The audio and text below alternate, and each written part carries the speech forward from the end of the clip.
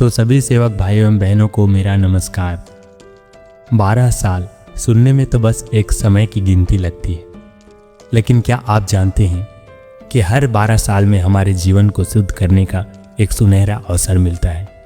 एक ऐसा अवसर जो हमारे दुख, परेशानियां और गलतियों को मिटाकर हमें नया जीवन देता है। ये अवसर है शुद्धिकरण का त्याग कार्य, और ये हमें दिया है हमारे सद्गुरु महान त्यागी बाबा जुमदेव जी ने। मानव धर्म में महान त्यागी बाबा जुमदेव जी ने सेवकों को 12 साल में एक बार शुद्धिकरण के त्याग कार्य क्यों दिए हैं और इसका महत्व क्या है और सेवकों को इसे किस तरह से करना चाहिए, तो आज के इस वीडियो में हम इसी पर चर्चा करेंगे। तो चलिए जानते हैं। सबसे पहले हमें ये समझना होगा कि बाबा जुमदेव जी ने स्वयं अपने जीवन में बहुत कठिन परिश्रम, साधना और त्याग करके एक भगवान की कृपा प्राप्त की थी। उसी कृपा से उन्होंने अपने परिवार के दुख दूर किए और साथ ही असंख्य दुखी और पीड़ित लोगों का जीवन भी बदल दिया। बाबा ने ये अमूल्य कृपा निष्काम भाव से बिना किसी मूल्य के हमें सौंप दी। उन्होंने ये सिखाया कि जैसे उन्होंने त्याग और नियमों का पालन करके सुखी जीवन पाया, वैसे ही हमें भी नियम पूर्वक कर्म करते हुए सुख और शांति का जीवन जीना है। बाबा ने मानव धर्म की स्थापना करके हमें ये रास्ता दिखाया है कि मानवता के मार्ग पर चलकर ही सच्चा सुख मिलता है। हम सभी ने जब अपने कर्मों से दुखी होकर जीवन में भटकाव महसूस किया, तभी इस मार्ग को अपनाया, और जब हमने सादे कार्य किए तो हमें भगवत कृपा का अनुभव हुआ।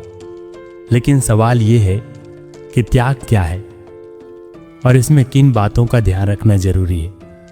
इसका अनुभव पाने के लिए सेवकों को 41 दिनों तक त्याग करना अनिवार्य है, तभी हम भगवान की कृपा को अपने जीवन में स्थायी रूप से महसूस कर सकते हैं। परिवार में रहकर त्याग करना कोई साधारण काम नहीं है। इसके लिए सेवकों को अपने मन, दिल और दिमाग पर नियंत्रण रखना होता है। अपने आचार, विचार और व्यवहार पर संयम रखना होता है। जिनका त्याग सफल हो गया, उनका जीवन भी सफल हो जाता है। यही कारण है कि बाबा ने सेवकों को आदेश दिया है कि हर 12 साल में शुद्धिकरण का त्याग जरूर करें। ये त्याग कार्य कब शुरू करना है और कब पूरा करना है, इसका आदेश हमें मंडल से प्राप्त होता है। इसका समापन हमेशा एक भगवान के वार्षिक प्रकट दिन यानी षष्ठी पर्व पर किया जाता है। अब सवाल ये है कि 12 साल में ही क्यों? तो देखिए, क्योंकि इस लंबे समय में सेवकों से जाने अनजाने में कुछ गलतियां जरूर हो जाती हैं। कभी मोह, माया, क्रोध, अहंकार या स्वार्थ में फंसकर हम गलत कर्म कर बैठते हैं। हमारे आचरण या व्यवहार में कमी आ जाती है। इन गलतियों की क्षमा मांगने और अपने मन को शुद्ध करने के लिए त्याग का कार्य जरूरी है। इसके अलावा 12 साल में परिवार में नए सदस्य भी जुड़ते हैं, जिन्होंने पहले त्याग कार्य नहीं किया होता।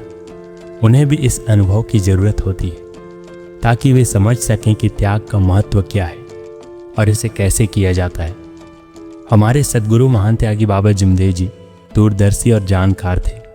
उन्होंने हमेशा सत्य का आचरण किया और हमें भी यही सिखाया कि आत्मा में केवल एक भगवान है।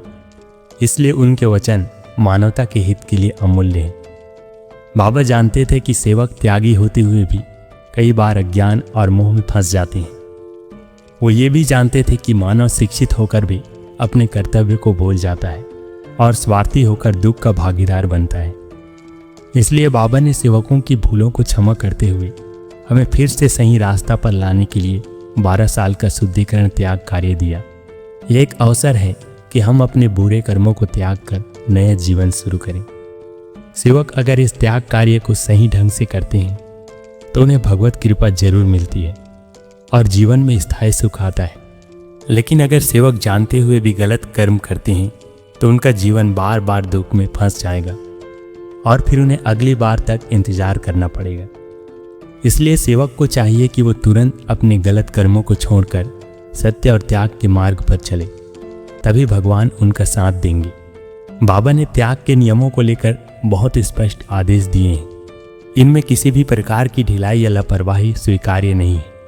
अगर कार्य के दौरान कोई गलती हो जाए तो सेवक को तुरंत कार्य रोककर अपने मार्गदर्शक को इसकी जानकारी देनी चाहिए।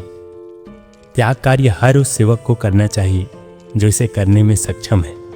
और इसे उसी नियम और श्रद्धा से करना चाहिए जैसे पहली बार त्याग कार्य किया गया था। अंत में यही कहना है कि हमें सदैव एक भगवान में विश्वास रखते हुए तत्व शब्द नियमों का पालन करना चाहिए, तभी हमारा जीवन सुखी और समाधानी होगा। बाबा ने हमें जो रास्ता दिखाया है वो मानव जीवन के लिए अमृत से कम नहीं है। तो अगर आपको ये वीडियो अच्छा लगा हो तो वीडियो को लाइक और चैनल को सब्सक्राइब करना ना भूलें, क्योंकि मैं इस चैनल पर इसी तरह के नए नए परमात्मा से संबंधित वीडियो आपके लिए लेकर आता रहूँगा। नमस्कार, धन्यवाद।